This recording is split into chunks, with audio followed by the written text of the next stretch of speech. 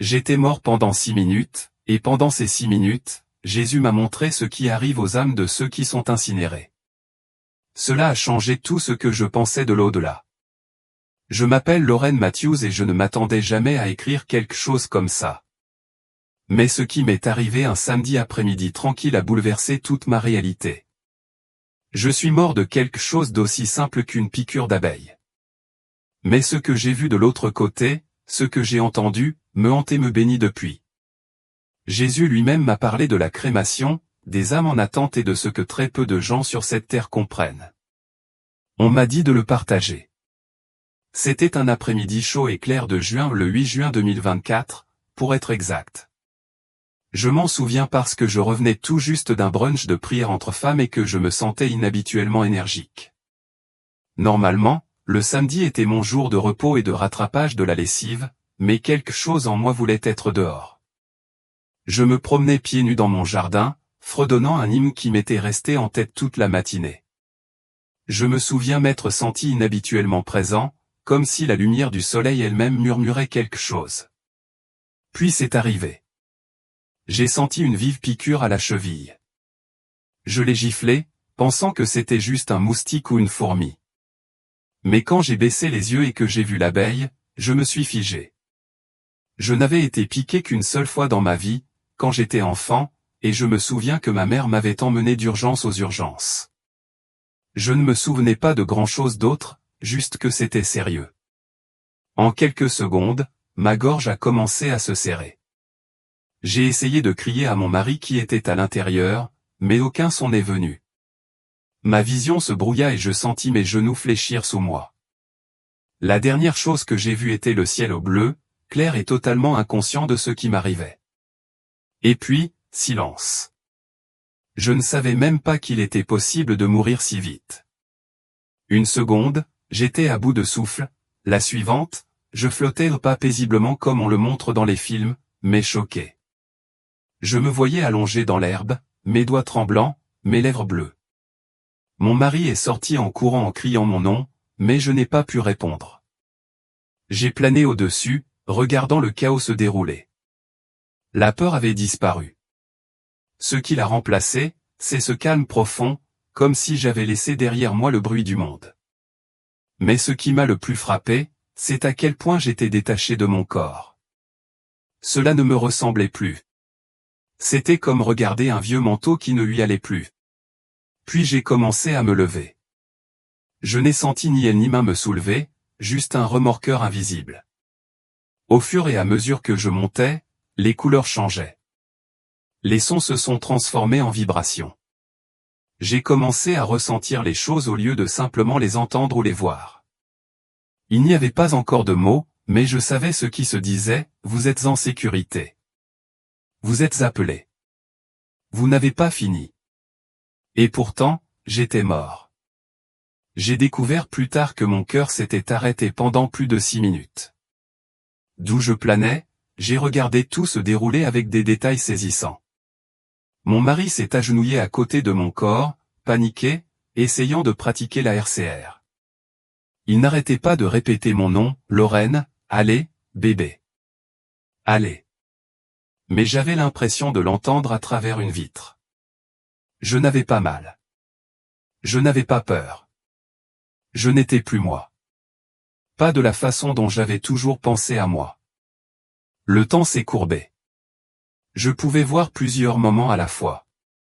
Des souvenirs dont je ne m'étais pas souvenu depuis des années ont commencé à scintiller autour de moi.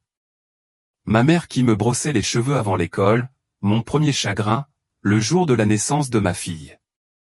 Et puis la noirceur. Mais pas l'obscurité. Noirceur. Épais. Éternel. Lourd, mais pas méchant. J'étais seul. Il n'y avait aucun son, aucun corps. Je ne pouvais même plus dire si je flottais. C'était comme être dans le ventre de l'univers en apesanteur, sans voix, immobile. Puis je l'ai entendu. Un son, pas fort, mais imposant, Lorraine. Mon nom prononcé comme s'il était fait pour moi. Les syllabes résonnaient d'une manière qui me faisait me sentir entièrement connu, entièrement aimé. Je me suis retourné où j'ai cru l'avoir fait et là, émergeant du vide, se trouvait une silhouette rayonnante vêtue de pure lumière. Il n'avait pas besoin de se présenter. Je savais que c'était Jésus. Jésus n'a pas parlé au début. Il a regardé. Et dans ce regard, il m'a tout raconté, chaque erreur, chaque prière, chaque instant de doute, chaque acte d'amour que je m'étais caché, même à moi-même. Son regard avait l'impression que le temps se repliait sur lui-même, comme s'il voyait toute mon existence en un seul souffle. Mais il n'y avait aucun jugement dans ses yeux, seulement une tristesse profonde et inébranlable pas pour moi, mais pour ce que l'humanité avait oublié. Lorraine, répéta-t-il. Vous avez vu la mort, mais vous devez comprendre le mystère de l'âme. Il fit un geste et soudain l'espace autour de nous changea. Je n'étais plus dans cette noirceur informe. J'étais dans ce qui ressemblait à un champ de lumière. Dans le ciel, j'ai vu des milliers de formes rougeoyantes, comme des braises qui s'élevaient vers le haut. Certaines étaient brillantes, d'autres vacillaient, d'autres encore brillaient à peine. Celles-ci, dit-il, sont les âmes de ceux qui ont quitté la terre. Et puis, avant que je puisse poser la question, il a prononcé ces paroles qui résonnent encore chaque jour dans mon âme, vous êtes venus pour savoir ce qui arrive à ceux qui sont incinérés. Le vent s'est arrêté. La lumière s'est épaissie et tout en moi s'est penché. Au moment où Jésus a prononcé ces mots, vous êtes venus pour savoir ce qui arrive à ceux qui sont incinérés, quelque chose a changé en moi. Pas de peur, pas d'anxiété, mais ce profond sentiment de respect, comme si je me tenais au bord de quelque chose de sacré, quelque chose que le monde avait oublié ou mal compris. J'ai ouvert la bouche pour parler, pour lui demander ce qu'il voulait dire, mais je n'étais pas obligé de le faire. Il a répondu à la question avant que je puisse la formuler. Beaucoup croient que l'âme est perdue lorsque le corps est brûlé. Ils ont tort. Mais il y a encore plus à comprendre. Avec cela, j'ai ressenti à nouveau l'attraction. Ma forme, ou mon esprit, ou quoi que j'étais devenu, a commencé à avancer comme si la gravité elle-même avait changé de direction. Jésus était à mes côtés, sans marcher ni flotter, mais simplement dans toutes les directions à la fois. Je pouvais le ressentir comme une présence, et aussi le voir comme un homme gentil, puissant, incroyablement immobile. Nous avons traversé ce que je ne peux décrire que comme des dimensions, non pas des lieux, ni des royaumes, mais des couches de vérité. Certains étaient remplis de musique qui n'était pas entendue par les oreilles, d'autres brillaient de couleurs pour lesquelles je n'avais pas de nom. Mais à travers chaque couche, je pouvais sentir le poids de la pensée humaine, du chagrin, des systèmes de croyances et des souvenirs, tous emmêlés dans l'énergie. Puis nous sommes arrivés à ce qui ressemblait à un vaste océan de lumière. Au-dessus, il y avait des étincelles, des âmes. Et certaines de ces étincelles semblaient chercher quelque chose. Ils vacillèrent de douleur, non pas de tourment, mais de confusion ou de déconnexion. Les voyez-vous? Dit doucement Jésus. Ce sont ceux qui ont été incinérés sans prière, sans direction spirituelle. Ils ne sont pas perdus, mais ils errent. Je voulais comprendre. J'en avais besoin, mais les mots me semblaient trop petits pour ce que je voyais. Seigneur, dis-je, je pensais que les âmes revenaient directement vers toi. Il hocha doucement la tête. Oui, mais le chemin est différent lorsque la tâche spirituelle n'est pas honorée. La crémation elle-même ne piège pas une âme, mais ce qui l'entoure, la croyance, l'oubli, le manque de souvenirs sacrés peut la laisser à la dérive. Il a agité la main et j'ai soudain compris ce qu'il voulait dire. J'étais dans l'expérience d'une de ces âmes, une femme. Elle était décédée seule dans un hôpital. Son corps avait été incinéré rapidement, sans que personne ne prît. Sa famille ne croyait pas à une vie après la mort. Il parlait d'elle comme étant partie ou tout simplement partie. Et son âme errait, non pas dans la douleur, ni dans le tourment, mais dans la confusion, comme quelqu'un qui se réveille dans un pays étranger, à la recherche de signes, d'un langage, d'une direction. Ce n'est pas le feu qui les blesse, murmura Jésus. C'est le silence. Cette phrase avait l'impression de s'être ancrée dans mon être. C'est le silence. J'ai alors vu à quel point les âmes avaient besoin de préparation spirituelle, de conseils, d'amour et de connexion. La crémation n'était pas un péché, mais l'oubli de l'esprit traitait la mort comme une juste disposition créait une dissonance. Les âmes laissées sans attache flottaient dans cet espace intermédiaire, non pas parce que Dieu les avait rejetées, mais parce qu'elles n'avaient pas été appelées. Vous devez leur dire, dit-il. La prière est le pont. La scène a encore changé. Cette fois, nous nous trouvions aussi ce mot s'applique dans un couloir de lumière dorée qui s'étendait à l'infini dans les deux directions. Ce n'était pas seulement de la lumière. Ça respirait. Cela palpitait d'intelligence, de présence.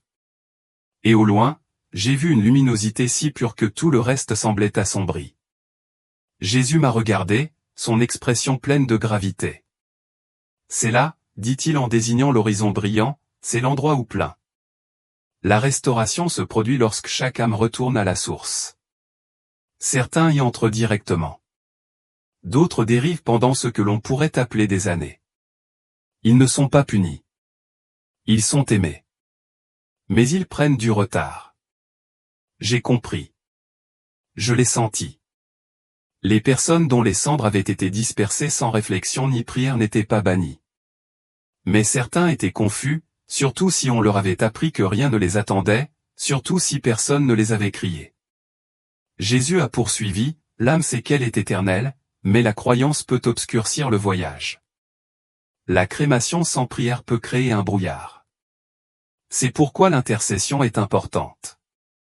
Pendant qu'il disait cela, j'ai vu des gens sur terre, des mères, des pasteurs, des étrangers prier pour ceux qui étaient décédés. Et j'ai vu comment ces prières créaient des fils d'or, tirant doucement ces âmes à la dérive vers la lumière. Toutes les âmes incinérées n'étaient pas perdues, mais certaines ne connaissaient tout simplement pas le chemin du retour jusqu'à ce que quelqu'un les appelle par leur nom. Alors que nous avancions dans ce couloir de lumière vivante, une autre silhouette apparut devant nous. Il ne brillait pas comme Jésus, mais ses robes blanches brillaient d'un éclat argenté. Ses yeux étaient perçants, calmes. Je pouvais sentir l'âge en lui, non pas sous forme d'année, mais sous forme de sagesse. C'est Malachie, dit Jésus, l'un des gardiens des âmes. L'homme sourit et tendit la main, non pas physiquement, mais spirituellement. Et au moment où je me suis connecté avec lui, j'ai été inondé de visions.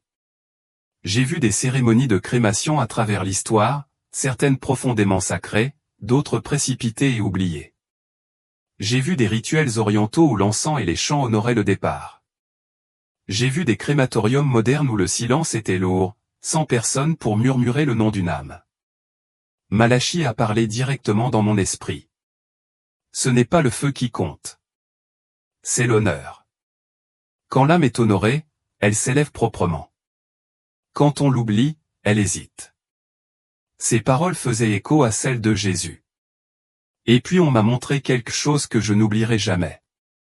J'ai vu un jeune homme décédé dans un accident de voiture. Son corps a été incinéré dans les 24 heures. Pas de prière, pas d'au revoir. Son âme a plané pendant des années, attendant, observant, incertaine. Puis une nuit, sa grand-mère a allumé une bougie et a murmuré son nom en priant. C'était tout ce qu'il fallait. Un murmure, un nom, une connexion et il s'éleva droit vers la lumière. Jésus s'est retourné vers moi et, alors que je le regardais à nouveau dans les yeux, j'ai senti tout en moi s'arrêter. Il est impossible d'expliquer ce que signifie être pleinement vu. Pas seulement la vie que vous avez vécue, mais aussi les pensées dont vous n'avez jamais parlé, les peurs que vous avez enfouies, les petites choses gentilles que vous pensiez que personne ne remarquait. Tout cela était là, dans son regard. Et pourtant, il n'y avait pas de jugement, seulement une sorte d'amour qui me poursuivait toute ma vie. Doucement, patiemment, sans jamais abandonner. Lorraine, dit-il doucement.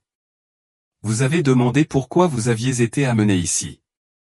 J'ai hoché la tête. Vous avez été choisi pour voir ce qui a été oublié, non seulement sur la mort, mais aussi sur le respect de l'âme. Il fit une pause. Vous avez entendu beaucoup croire que la crémation disperse l'âme, mais ce n'est pas la vérité. L'âme ne peut pas être détruite, mais elle peut être laissée en attente. Et puis ses yeux éternels et sans fin se sont remplis de quelque chose auquel je ne m'attendais pas, le chagrin. Trop de personnes quittent ce monde sans personne pour les appeler. Ce silence retarde leur paix. J'ai commencé à comprendre.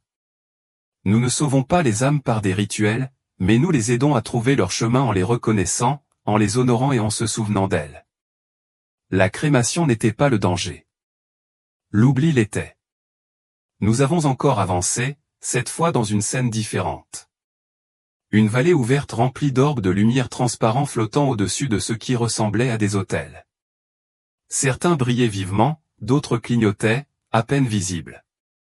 Jésus marchait parmi eux avec tant de tendresse. Ce sont les incinérés, a-t-il dit, dont les familles se sont souvenues de leurs esprits, dont les noms ont été prononcés dans la prière. Leur transition a été propre. J'ai regardé autour de moi et j'ai vu que les orbes lumineux semblaient en paix.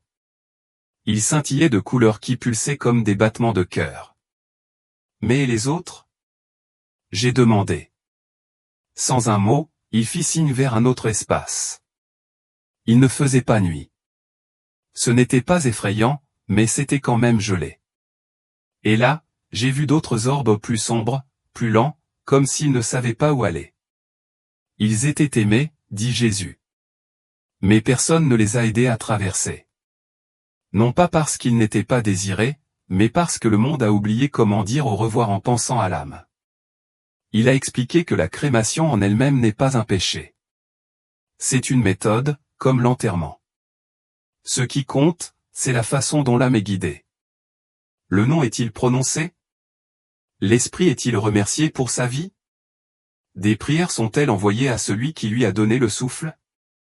Lorsque ceci manque, l'âme est laissée errer non pas comme une punition, mais parce qu'elle attend encore que quelqu'un lui indique le chemin du retour.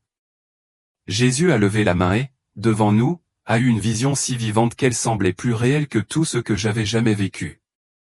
J'ai vu un homme d'âge moyen qui était décédé dans son sommeil. Il a été incinéré le lendemain matin. Personne dans sa vie ne croyait en Dieu. Ils se dirent au revoir avec désinvolture, comme s'ils venaient de faire un long voyage. J'ai vu son âme se réveiller désorientée, ni effrayée, ni tourmentée, mais incertaine. Il a erré dans ce que je ne peux décrire que comme un espace crépusculaire. Il y avait de la lumière au loin, mais il ne savait pas où s'approcher. Est-ce l'au-delà? Je l'ai entendu murmurer. Et puis, des années plus tard, sa fille, après être devenue chrétienne, a appris à prier. Un jour, sortie de nulle part, elle a dit, « Papa, j'espère que tu vas bien. Je prie pour que tu sois avec Dieu. » Au moment où elle l'a dit, j'ai vu un faisceau de lumière jaillir de sa chambre, atteignant directement ce royaume crépusculaire. Cela a touché son âme. Il leva les yeux, puis il commença à bouger. Jésus s'est tourné vers moi. Même une petite prière ouvre le chemin. Il m'a montré comment l'âme, après la crémation, ne disparaît ni ne se dissout. Il reste. Ça attend. Et lorsqu'on le guide, même des années plus tard, il peut encore revenir à la source. La crémation ne détruit pas l'âme. Mais la négligence spirituelle peut retarder son retour. Alors que nous regardions le royaume crépusculaire, j'ai commencé à ressentir une profonde douleur dans ma poitrine. Non pas par chagrin, mais par compréhension. J'avais grandi avec des gens qui disaient avec désinvolture, « Incinérez-moi. Je me fiche de ce qui se passera après. » Et soudain, j'ai vu combien de ces âmes étaient celles qui luttaient. Jésus l'a expliqué si simplement, quand une personne meurt sans attente d'éternité, sans préparation, son âme peut se relever, mais elle ne sait pas écouter. Elle oublie la voix de sa maison. Ceux qui ne croient en rien dérivent souvent, non pas parce que Dieu est absent, mais parce qu'ils ne reconnaissent plus sa présence. J'ai vu comment les âmes, surtout celles qui étaient incinérées, dont la mort était précipitée ou non reconnue, planaient dans une sorte de brouillard. Pas de rituel, pas de prière, pas de conseil, juste un rapide au revoir et descendre dans une boîte. Jésus m'a regardé et a dit, « C'est pourquoi j'envoie des messagers. » OMS? J'ai demandé. Vous, dit-il, et ceux comme vous, ceux qui parleront au nom des oubliés. Il m'a montré comment les intercesseurs, les gens qui prient pour les morts, même s'ils ne les ont jamais connus, sont comme des phares pour ces esprits à la dérive. Incinérés ou enterrés, peu importe. Ce qui comptait, c'était que quelqu'un les rappelle chez eux. C'est à ce moment-là que j'ai su que cette histoire devait être racontée. Jésus leva la main une fois de plus, et ce que je vis ensuite me secoua. On m'a montré ce qui ressemblait à du verre brisé flottant dans les airs. De minuscules morceaux de lumière dispersés sur de vastes étendues d'espace spirituel. Ces fragments brillaient des couleurs de la vie, mais ils étaient incomplets, à la dérive. Je n'ai pas compris au début. Alors Jésus parla, et ses paroles furent comme un tonnerre enveloppé de douceur. Ce sont des âmes qui se sont brisées lors de la mort, non pas à cause du feu, mais parce qu'elles n'ont pas été retenues. J'ai observé les anges se déplacer prudemment entre ces fragments. Ils les rassemblèrent doucement, comme pour récupérer la lumière des étoiles oubliées. Pièce par pièce, l'âme a commencé à se reconstituer. J'ai réalisé que certains d'entre eux étaient des individus incinérés qui étaient morts subitement, sans avertissement, sans prière, avec des familles trop engourdies ou incrédules pour prononcer leur nom. Quand une âme n'a pas de préparation spirituelle, a-t-il expliqué, son retour peut être dispersé. Nous, au ciel, les poursuivons. Mon cœur avait l'impression de s'ouvrir. Nous récupérons chaque partie, a déclaré Jésus. Mais cela prend du temps. Il faut de l'amour. Et parfois, il faut les prières de ceux qui restent. J'ai vu l'image d'une enfant allumant une bougie en murmurant le nom d'un arrière-grand-père qu'elle n'avait jamais rencontré. Ce murmure créa une ondulation qui atteignit l'une de ces âmes dispersées. Une étincelle de souvenir revint à l'âme, puis une autre, et encore une autre. Le ciel n'oublie pas, même quand nous l'oublions. Jésus m'a conduit plus profondément dans ce que je ne peux décrire que comme une cathédrale faite de lumière et de mémoire. Il n'a pas été construit avec de la pierre, mais avec des échos ou des échos de prière, de noms prononcés avec révérence à travers les générations. C'est ici, dit-il, c'est là que vivent les prières ancestrales. J'étais abasourdi. J'ai vu des fils certains brillants, d'autres fanés ou courir de la terre vers cet espace radieux. Chacun connecté à un nom. Beaucoup étaient liés à des personnes incinérées il y a des siècles. Pourtant, leurs âmes étaient ramenées chez elles, non pas par un rituel, mais par le souvenir. Même un nom prononcé, m'a-t-il dit, est une graine. J'ai vu une femme d'environ 80 ans murmurer le nom d'un parent éloigné lors de sa dévotion matinale, « Seigneur, je lève Samuel. Que son âme repose avec toi. » J'ai vu comment cette seule phrase a déclenché un éveil spirituel dans une âme à la dérive depuis des décennies. C'était comme si une porte perdue depuis longtemps s'ouvrait. Jésus m'a montré que lorsque les familles arrêtent de prier pour leurs morts, quelque chose se calme dans le domaine spirituel, ni maudit, ni jugé, mais simplement calme. Mais quand quelqu'un s'en souvient, même des générations plus tard, cet endroit calme est à nouveau rempli de lumière et de mouvement. Les prières ne sont pas limitées par le temps, a-t-il déclaré. Ils reculent aussi facilement qu'ils avancent. J'ai alors compris que lorsque nous prions pour nos ancêtres, nous ne faisons pas de superstition. Certaines âmes incinérées trouvent la paix non pas par une transition immédiate, mais par l'appel constant de l'héritage. Et parfois, cet héritage commence avec vous. Nous sommes entrés dans un espace que je n'avais jamais vu auparavant. C'était comme une brume lourde et douce, comme si je parcourais la mémoire elle-même. Et là, je les ai vus, des âmes, des dizaines, peut-être des centaines, se déplaçant lentement, comme si elles ne savaient pas où aller. Ils ne semblaient pas tourmentés, mais ils n'étaient pas libres non plus. Ils avaient l'air suspendus. Celles-ci, dit Jésus, sont les âmes prises entre les plans. J'ai ressenti un frisson. Pourquoi sont-ils ici? J'ai demandé. Il m'a regardé avec une profonde compassion. Beaucoup d'entre eux ont été incinérés et oubliés. Certains sont morts dans des guerres, des catastrophes. Leurs noms n'ont plus jamais été prononcés. Leurs histoires n'ont jamais été racontées. Et ainsi ils attendent, non pas le salut, mais une direction. Il m'a montré comment la croyance joue un rôle dans la mort. Non pas la croyance en la doctrine, mais en la connexion. Les âmes qui ne croyaient en rien ou qui étaient entourées de silence au moment de la mort se réveillaient souvent dans ce plan, incertaines de la suite. Non pas parce que Dieu les a abandonnés, mais parce qu'ils n'avaient plus de boussole spirituelle. Certains n'ont même pas réalisé qu'ils étaient morts. J'ai vu un homme errer dans ce royaume brumeux, appelant quelqu'un, n'importe qui. Puis une femme, sa sœur, a allumé une bougie un soir dans son appartement, a murmuré son nom avec chagrin et a prié. C'était suffisant. Un rayon de lumière traversa le brouillard. Il leva les yeux, il le savait, et il commença à se lever. Jésus s'est tourné vers moi et m'a dit quelque chose que je n'oublierai jamais, aucune âme n'est oubliée. Mais beaucoup attendent plus longtemps qu'ils ne le devraient. Cet endroit, cet espace entre les deux, n'était pas une punition. C'était une pause. Et les prières des vivants étaient souvent la seule carte. Je me suis tourné vers Jésus, les larmes coulant dans mon âme. Pas Dieu, car je n'avais pas de corps. Mais je ressentais quand même la douleur, le poids de tout ce qu'il m'avait montré. J'ai posé la question qui me tourmentait depuis le début de ce voyage. Seigneur, si toutes ces âmes attendent, si elles sont attrapées, cela signifie-t-il que nous les avons laissées tomber? Il n'a pas répondu immédiatement. Au lieu de cela, il s'avança en levant les mains.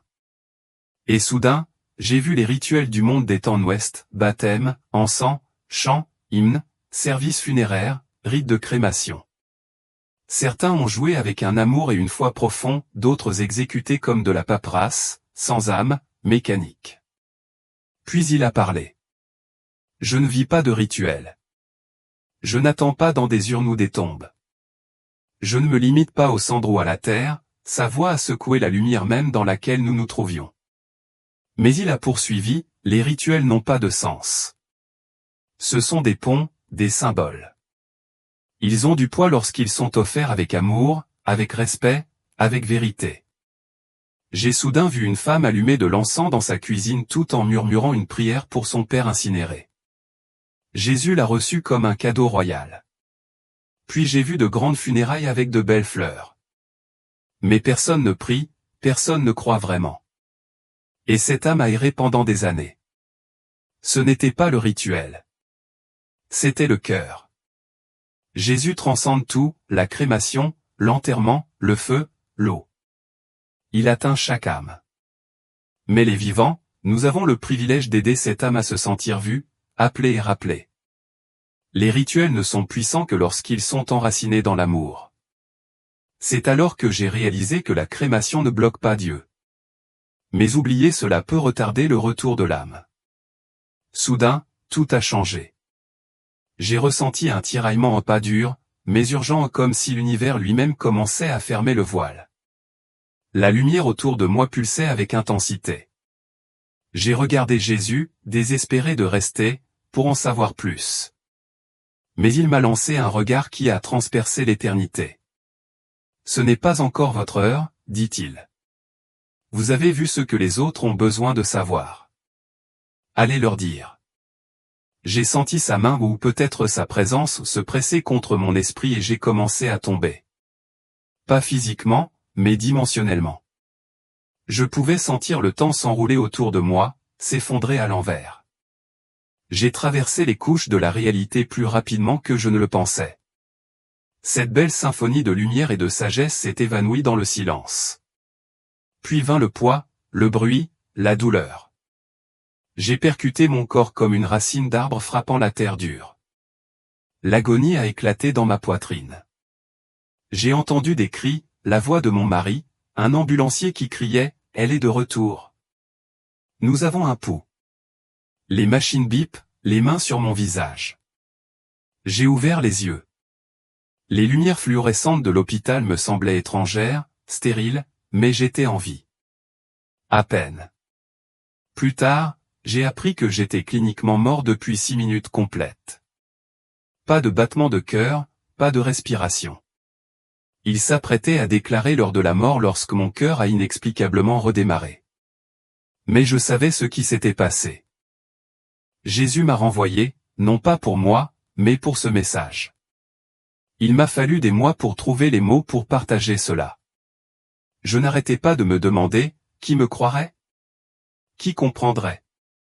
Mais ensuite je me suis souvenu de ce que Jésus a dit. Vous avez vu ce que les autres ont besoin de savoir. Alors je vous écris ceci. Pas en tant que théologien, pas en tant que prédicateur, juste en tant que femme qui est morte, a vu ce qu'il y a de l'autre côté et à qui on a demandé de parler. Ce message s'adresse à ceux qui s'interrogent sur la crémation, qui s'inquiètent d'avoir fait la bonne chose pour quelqu'un qu'ils aiment. Soyons clairs, la crémation ne sépare pas l'âme de Dieu. Mais le silence spirituel après la mort le peut. C'est notre amour, notre prière, notre souvenir qui deviennent pour eux une lumière. Lorsque vous murmurez leur nom avec révérence, lorsque vous dites « J'espère que vous êtes avec Dieu », lorsque vous priez, ne serait-ce qu'une seule fois, vous ouvrez une porte. Certaines âmes s'élèvent rapidement. D'autres ont besoin d'aide. Mais aucun n'est oublié. Et maintenant, je sens cette même voix en moi chaque matin, me rappelant, dis-leur. Me voici donc. Lauren Matthews. Je suis décédé le 8 juin 2024 des suites d'une piqûre d'abeille dans mon jardin. Et dans l'espace au-delà, Jésus m'a montré la vérité la plus inattendue, même dans les cendres, lamentant l'appel. Même en silence, un seul murmure peut les ramener à la maison. Et maintenant je vous le demande, vous souviendrez-vous de ceux dont plus personne ne parle? Allez-vous prier, ne serait-ce qu'un instant, pour quelqu'un dont les cendres reposent tranquillement quelque part? Parce que quelqu'un, en ce moment même, attend toujours de rentrer à la maison. Depuis mon retour, j'ai l'impression de vivre avec un pied dans deux mondes. Il y a des moments souvent dans le calme ou pendant la prière où je sens le voile s'amenuiser. Ce n'est pas toujours dramatique. Parfois, c'est juste un changement dans l'air, une lueur dans le coin de mon œil, une chaleur soudaine sur mon épaule. Et chaque fois que ça arrive, je sais que ce n'est pas de l'imagination. C'est eux. Ceux que nous pensons sont partis. Ceux qui ont été incinérés, enterrés, oubliés, rappelés. Les âmes qui planent encore doucement près de nous. Jésus m'a montré quelque chose avant mon départ que je n'avais pas compris jusqu'à présent. Il a posé sa main sur mon cœur et a murmuré, « La connexion ne se rompt jamais. Même lorsque le corps est poussière, l'amour demeure. » J'ai fini par comprendre ce qu'il voulait dire. L'esprit transcende les rituels sur lesquels nous nous disputons. L'âme connaît l'amour et s'en souvient. Chaque fois que vous pensez à quelqu'un que vous avez perdu, même s'il a été incinéré, même si vous n'avez pas bien dit au revoir, vous envoyez un signal, une impulsion spirituelle qui lui rappelle, vous n'êtes pas oublié. Et lorsque vous murmurez leur nom dans la prière, ne serait-ce qu'une seule fois, cela éclaire un chemin entre les dimensions. Un fil sacré qui dit au ciel, cette âme comptait. Cette âme est aimée. Le voile est mince, plus fin qu'on ne le pense. Et de l'autre côté, il y a des âmes qui écoutent toujours, qui attendent toujours, qui répondent toujours à l'appel de l'amour. Si vous êtes arrivé jusqu'ici dans mon histoire, je crois de tout mon cœur que vous étiez censé entendre cela. Peut-être avez-vous perdu quelqu'un et vous inquiétez-vous parce qu'il a été incinéré. Peut-être n'avez-vous jamais prié pour les morts auparavant. Peut-être que vous vous demandez en ce moment s'il n'est pas trop tard. Je vous le promets, ce n'est pas le cas. Je n'ai pas écrit ceci pour convaincre qui que ce soit de la doctrine. Je ne suis pas là pour attiser la peur ou la culpabilité. Je suis ici parce que je suis mort. J'ai rencontré Jésus. Et il m'a dit de vous le dire, aucune prière ne reste ignorée. Aucune âme n'est trop loin. Et personne n'est jamais vraiment oublié. Alors prononcez leur nom. Chuchotez votre amour. Allumez une bougie. Dites une bénédiction. Même en silence, ils vous entendront. Je m'appelle Lauren Matthews. Je suis mort pendant 6 minutes un après-midi de juin d'une simple piqûre d'abeille. Et Jésus m'a permis de voir ce que la plupart ne font jamais, que les cendres ne sont pas la fin. Que même l'âme la plus oubliée puisse retrouver le chemin de la maison si quelqu'un, n'importe qui, disait simplement, « Je me souviens de toi. Je t'aime toujours. Puisses-tu trouver la paix. » C'est tout ce qu'il faut. Ce message n'était pas seulement pour moi. C'est pour toi. Pour ceux que vous avez aimés et ceux que vous avez perdus. Et peut-être, juste peut-être, pour quelqu'un dont vous n'avez pas prononcé le nom depuis très, très longtemps. Dis-le maintenant.